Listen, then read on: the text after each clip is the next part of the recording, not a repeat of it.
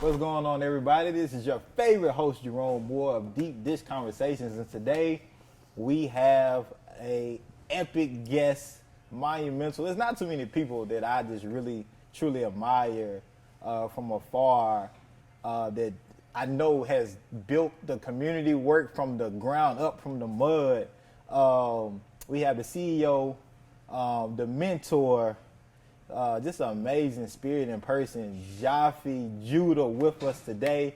Jaffee, how you doing, man? All is well, King. All is well. Was that man. an epic introduction or what, man? Did I hit it right all the point? Arthur, I forgot to mention Arthur. Arthur.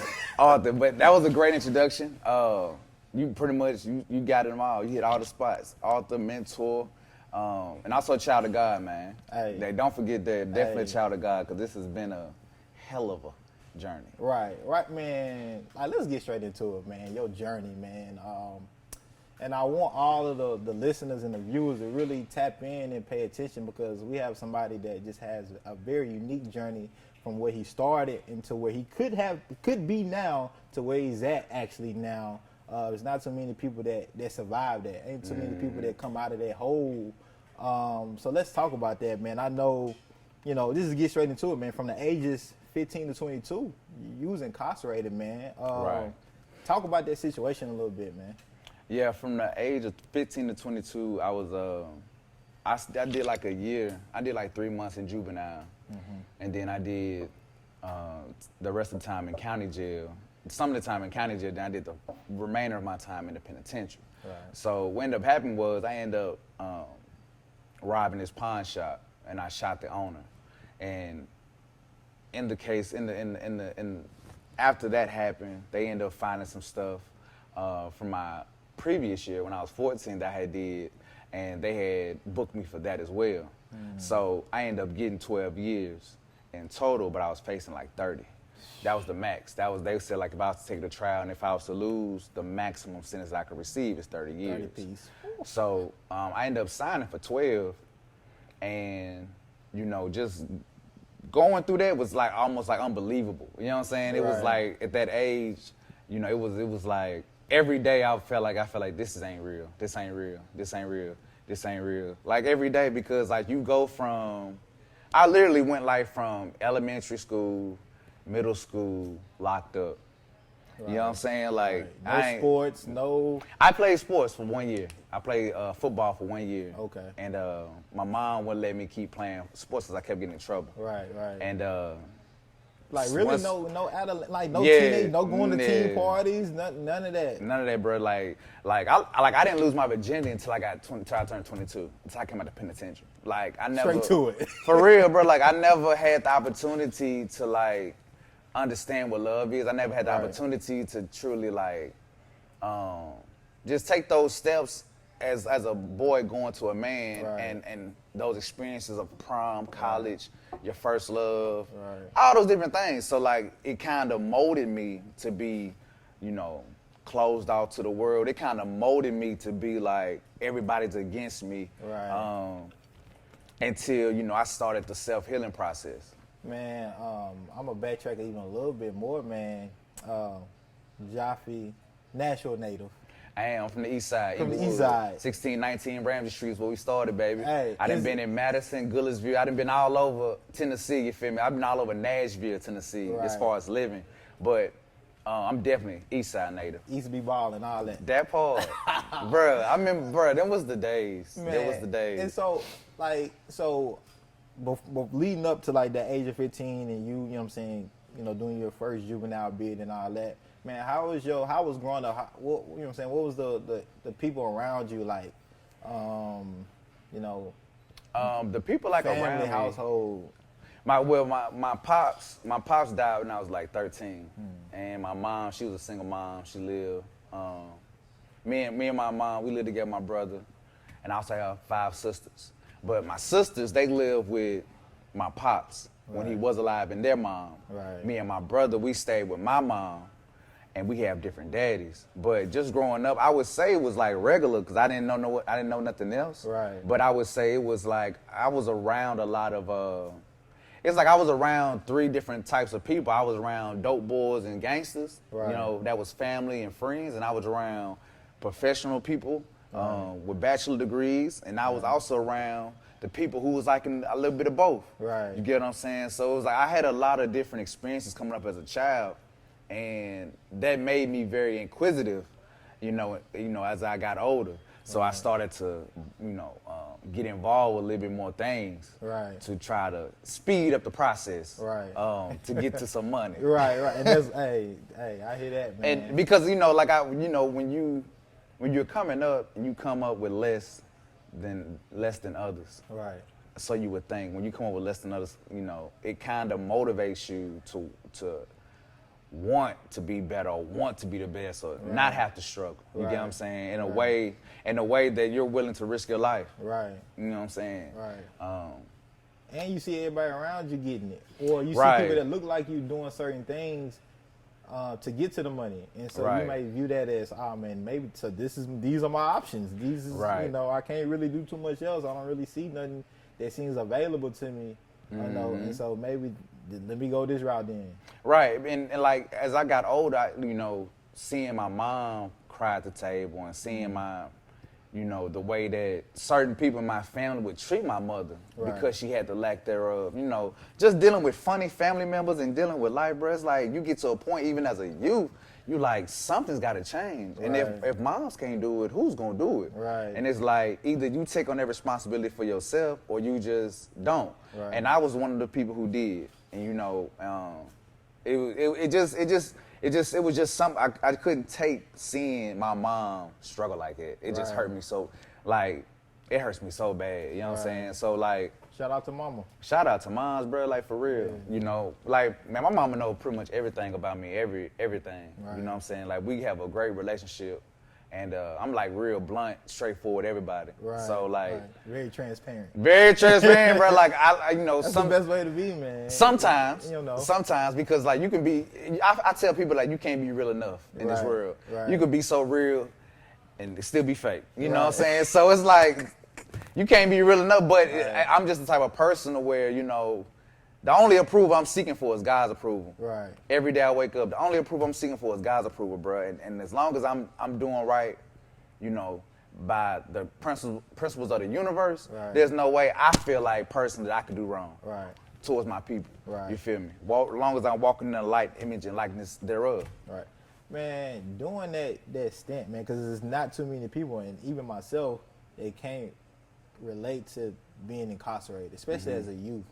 I did my little juvenile, got to be booked for 24 hours. And the same people to push you, they got to come pick you up, your mom or your daddy, right? So I did about 3 or 4 of those, right? Just because you know how it is going on. Just do stuff and your mom, call the police, I ain't take them. Right. And so outside of that, me personally, I can't relate. And I'm pretty sure many people that's watching this can't relate to being, caged up as a youth all the way until, your early 20s, right? Yeah. And talk about that process, because I know you're into mentorship, and I know you're always trying to reach back out to youth, especially black boys. Facts.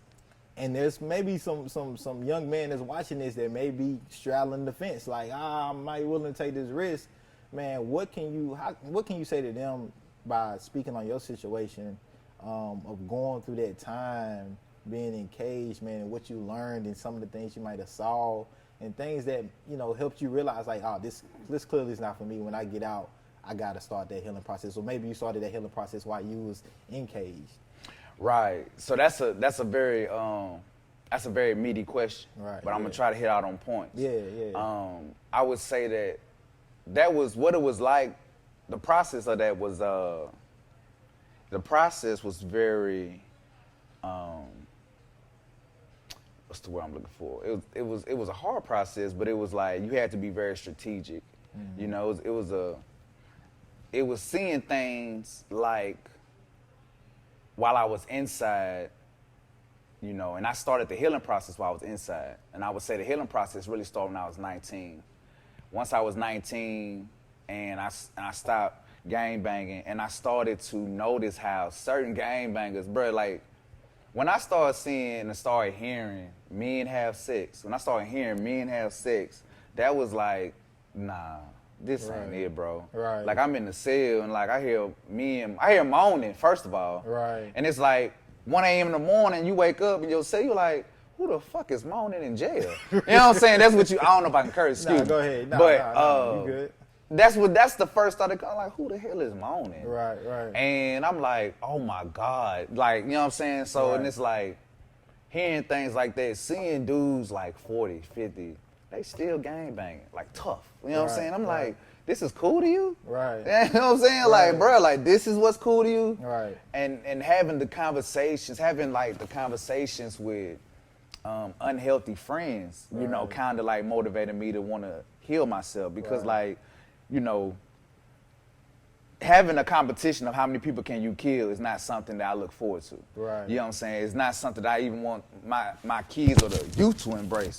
You know what I'm saying? Because like when you in there, it's like, and you in war zone, you think about your stripes. Right. You feel me? So it's like my soul started to become depleted and dehydrated. You know what I'm saying? And it was like once I was able to get to a space where I was brave enough to embrace knowledge of self. Right. And apply that knowledge and apply certain teachings and principles to my life to help improve my position. It really wasn't until then that I started to create plans. I started to write a book.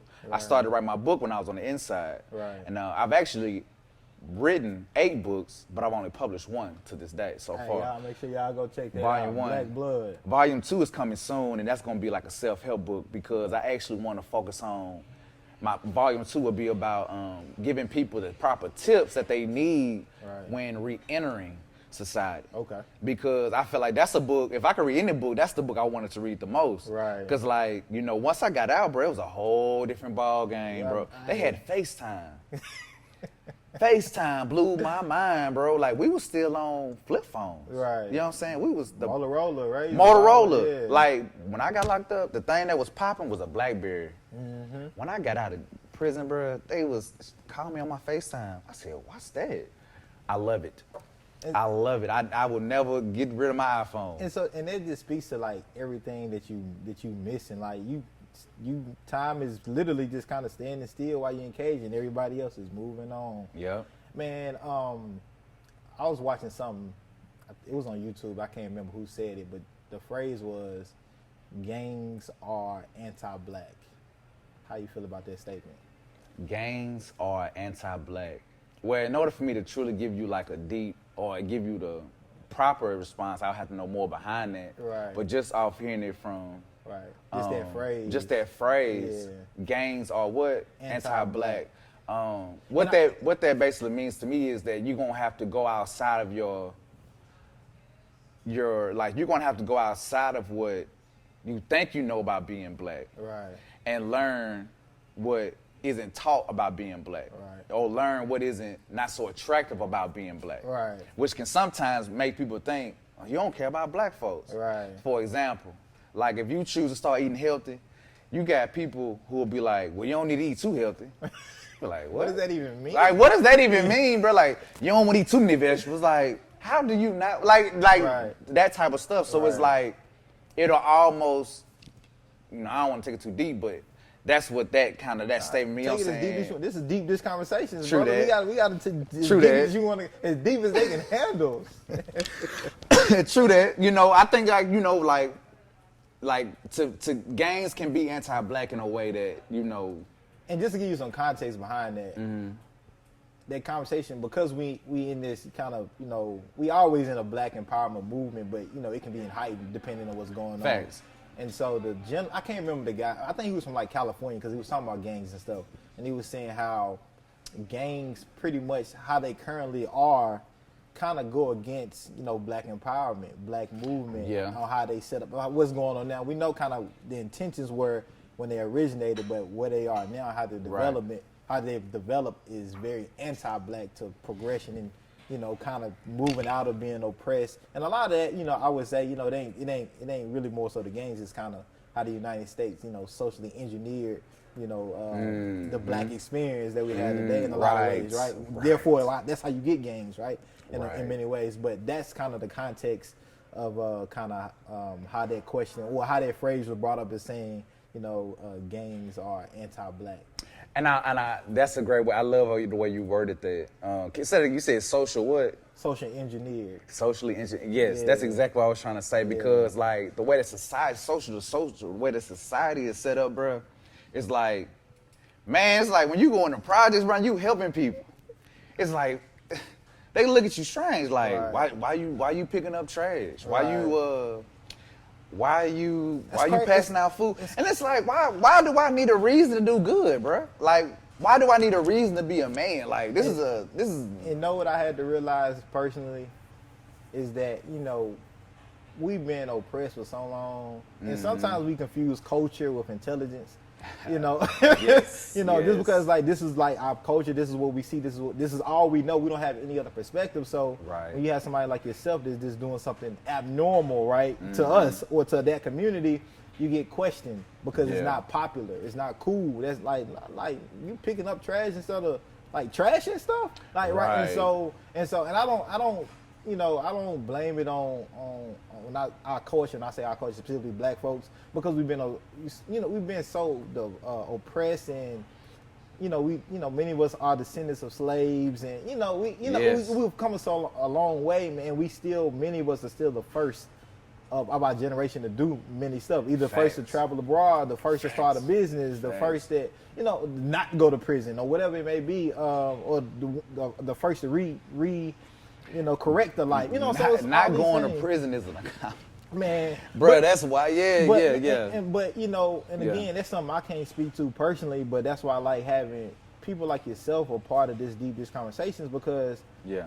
from where you started, and I could have easily been in that because of just Facts. how I grew up as well, right here in Nashville, and been able to just stay in the lane and prevent myself being caught, being caught. And it's easy to be enticed. Yeah, it's easy to be enticed, and especially when you don't have any other representation or anybody doing anything else. So that's why I like having people like yourself, man, a part of these type of conversations, because you can speak directly to many audiences that's been through your situation or maybe not aware of what's going on, and here you are today, got a book, doing mentorship, giving back in your community in many ways, and I really want to say this to the listeners, Jaffee. When I say you can't get no more from the ground up than Jaffee in my case, man.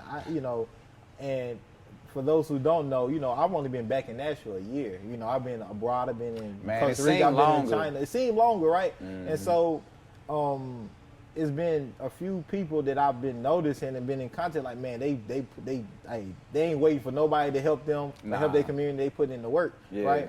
And so that's why I admire you so much, man, because there's not too many people that start off at 15 years old, being in cage all up until 22, and come out doing what you do. I don't know anybody. I don't know personally. I don't really know anybody.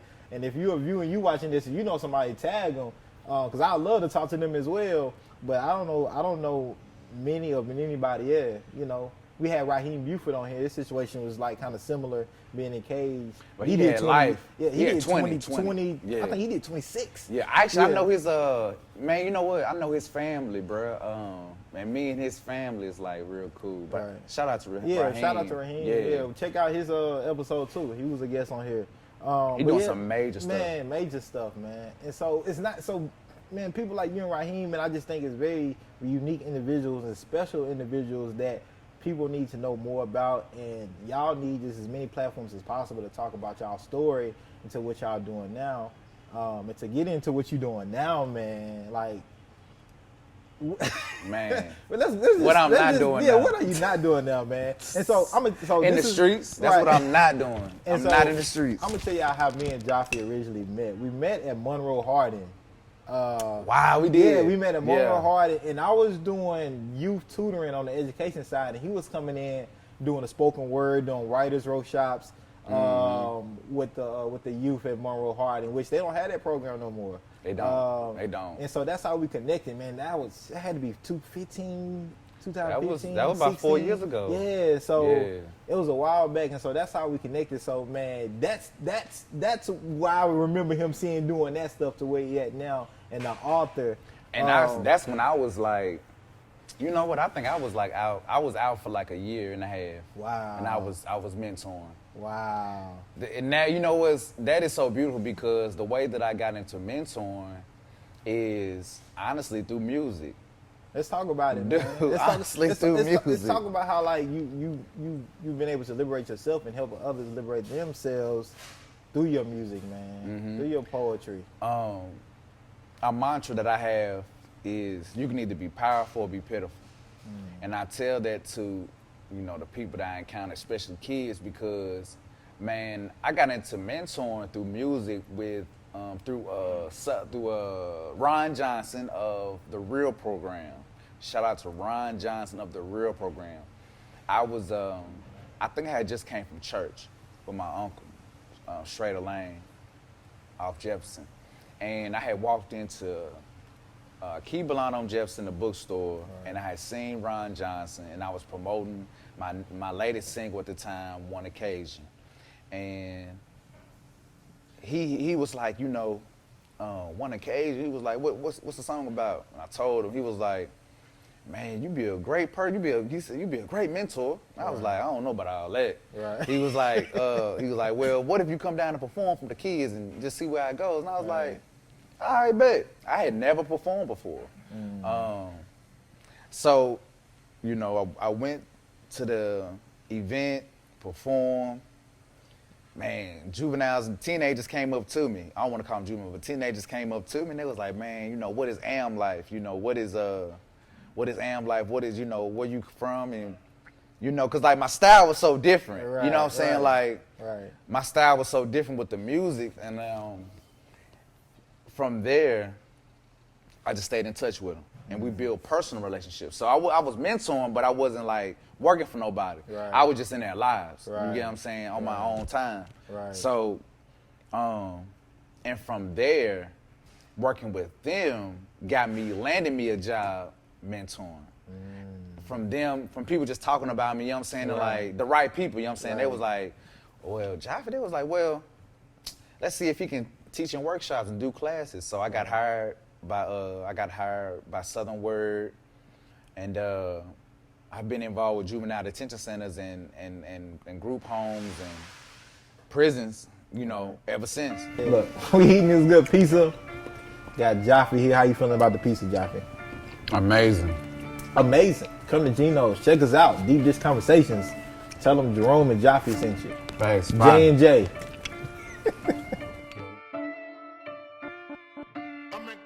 So, Five. Hey, we just this pizza's good, y'all. Y'all gotta come check it out. Check This out pizza, Gino's. Hey, it's hitting, it's busting. The conversation can be over right now.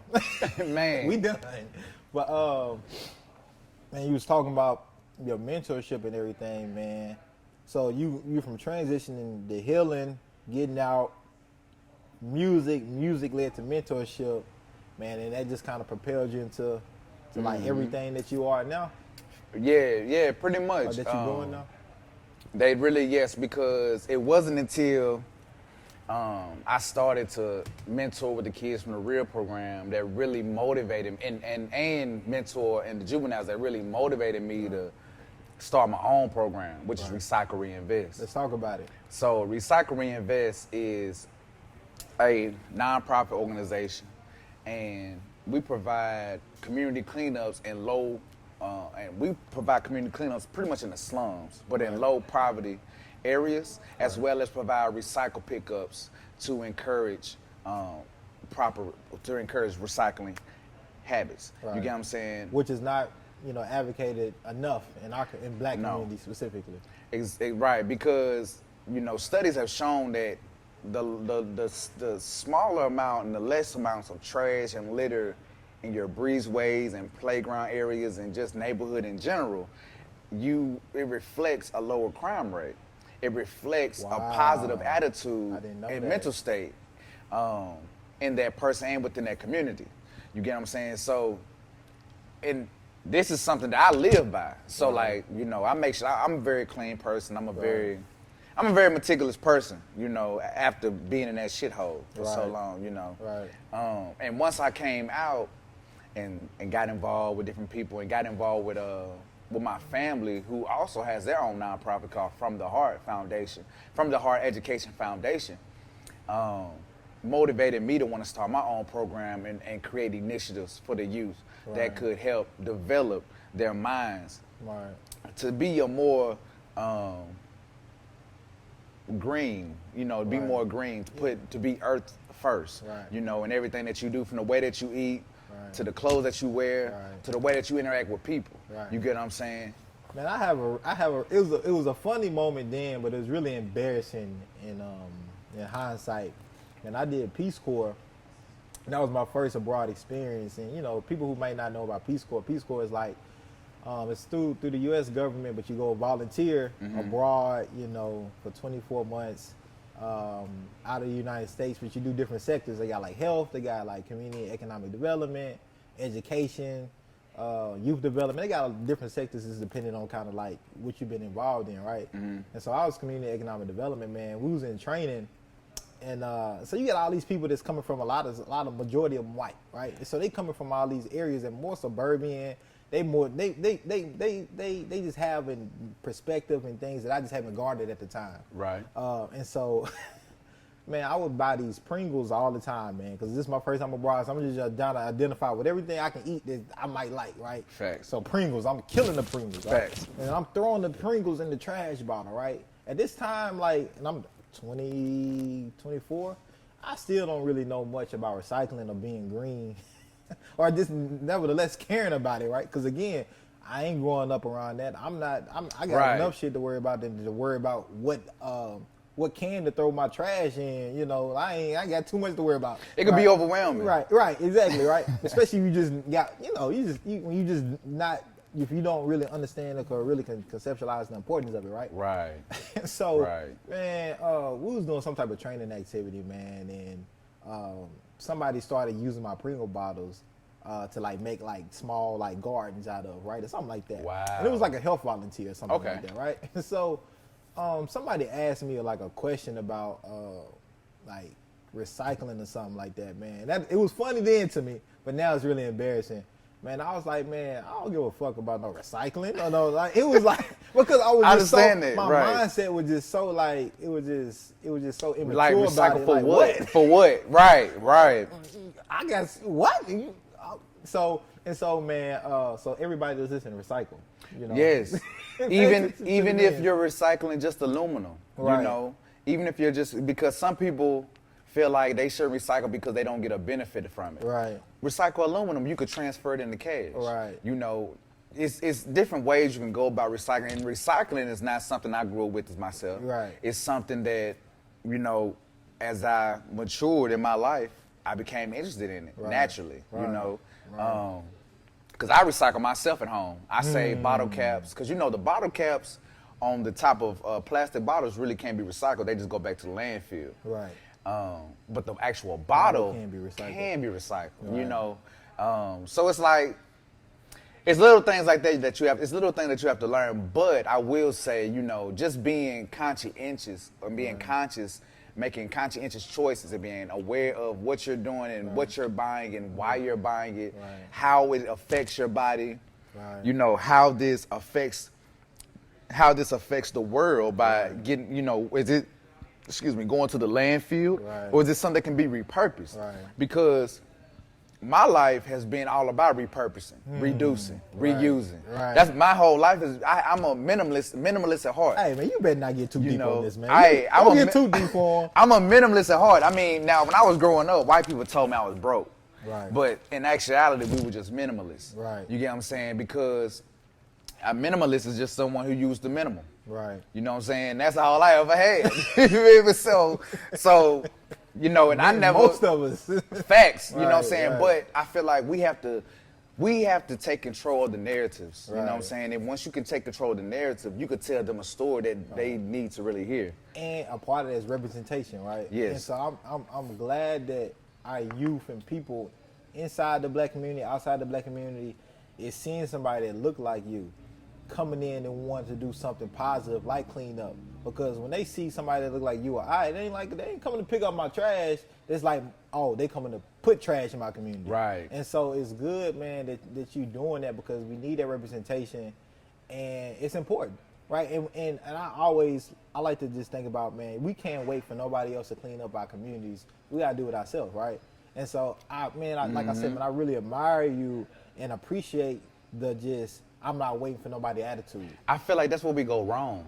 Yeah. Waiting on people. Right. Because when you wait on other people to come and do something that you should have did, it gives them the authority to take what already belong to you. Right. You get what I'm saying? Right. You know, like people always complain about, well, you got this and you got that. People come to the community, they shut up. Right. But what are you doing? But you know my slogan though for community changes is change yourself, change your community, change your world. Yes, bro. And so, man, I really live by that, man, and that's why, I don't wait for nobody or hope or put no faith in nobody to do something I can do myself. Now, if somebody helps and assists, that's a blessing on top of a blessing.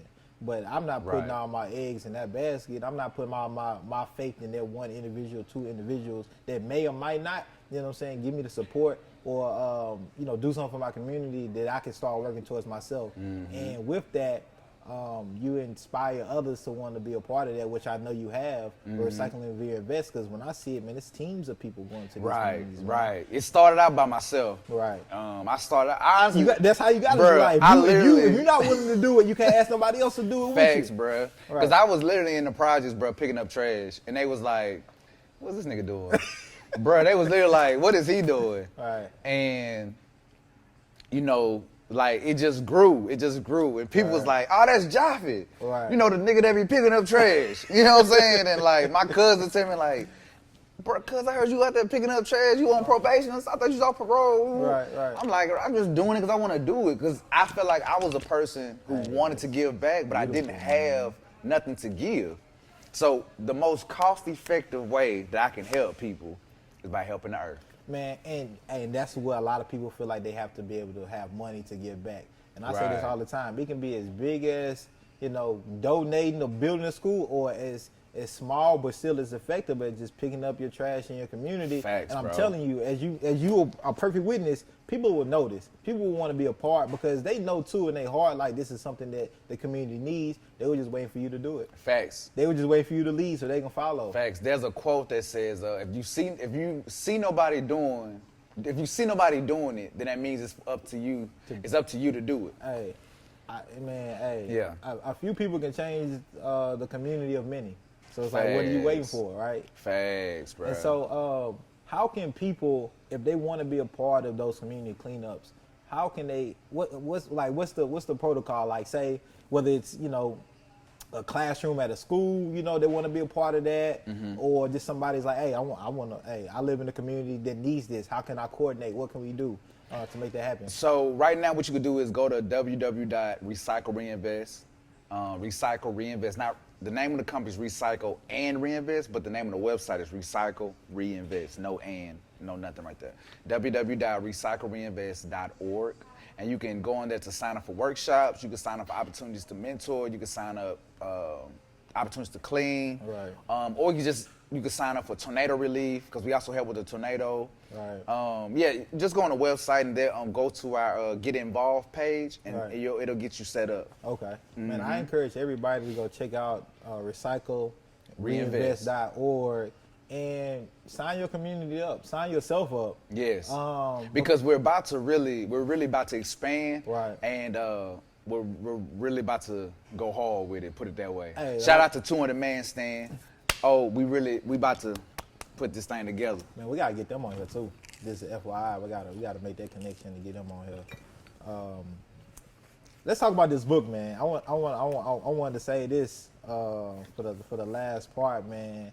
Again, y'all get it on Amazon. Amazon Prime, they ship it straight to you.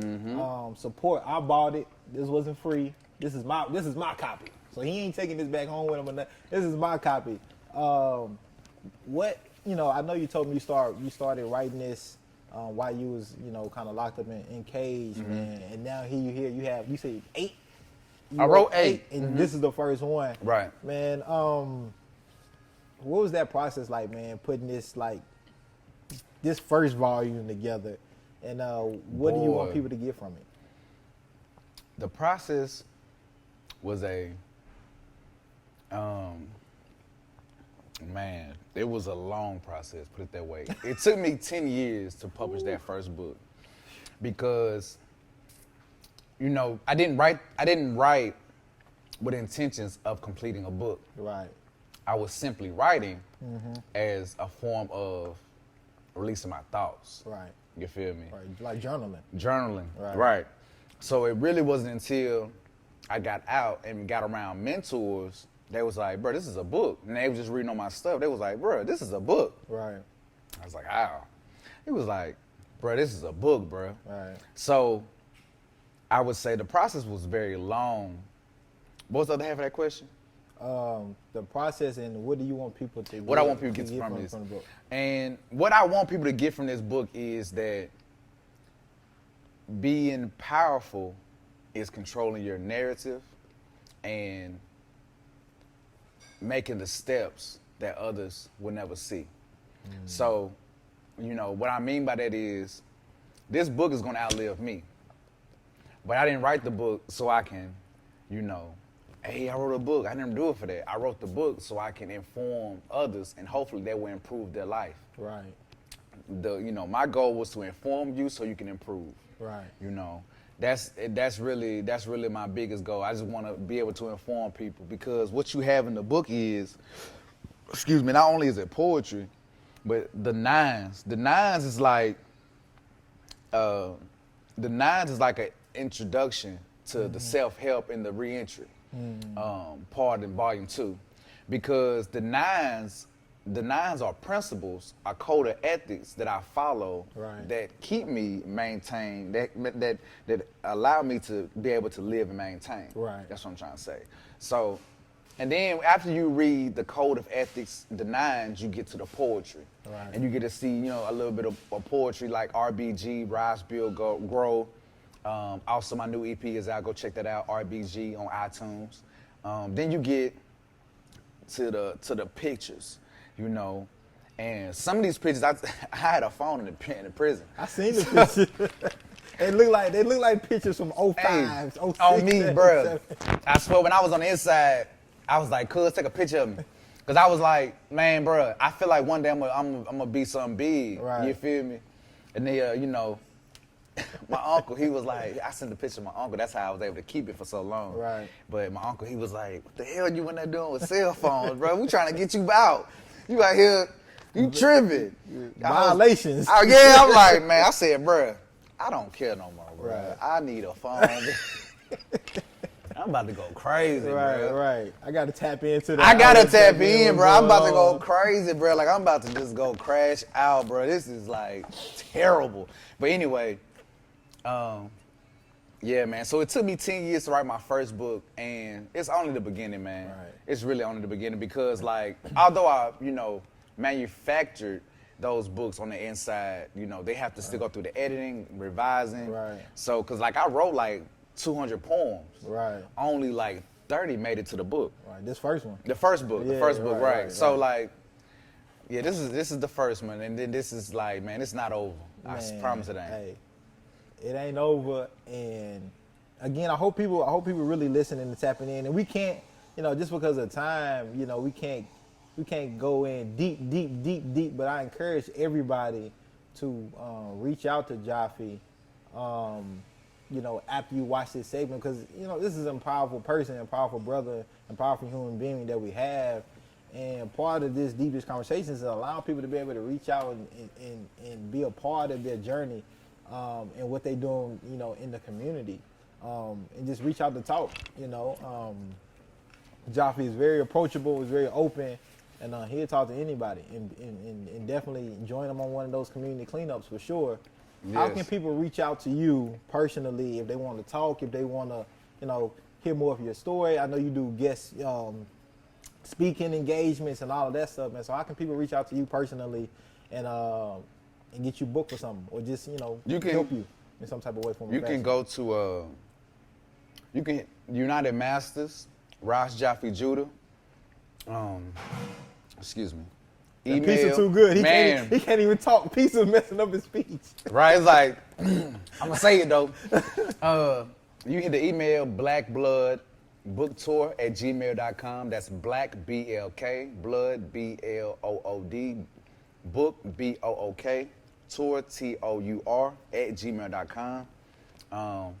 Instagram, and Instagram Facebook. is everything is Raj Jaffee Judah or written by Jaffee Judah. Or you just hit the Google Jaffee Judah and you'll Google me. You can literally Google it. And I'm literally like the only person Right. in this world, Jaffee Judah. You know what I'm saying? You are the only one. I'm the only You're one. the only one, man. One of one. Facts. And I'm glad, man, that you was able to join me, man, and have this this conversation, man. And I appreciate your time, man. I appreciate you and thank you, bro. This is a blessing. Thank you, man. Hey. Y'all tap in. Wish you much more pizzas like that. Hey, people know I'm crazy. I'm a pizza connoisseur. Look, I'm telling you, I'm gonna have my own pizza shop. Something one day. It's coming soon. But look, I want to thank all of you all for watching and tuning in. Again, thank you, Jaffee Judah. Thank you. You know, and y'all check us out. Check out Jaffee. Tap in, reach out, and keep eating pizza because it's great and nothing goes wrong when pizza's involved, right? Mm-hmm. We're gonna continue eating and talking, but y'all gotta go. Blessings for it.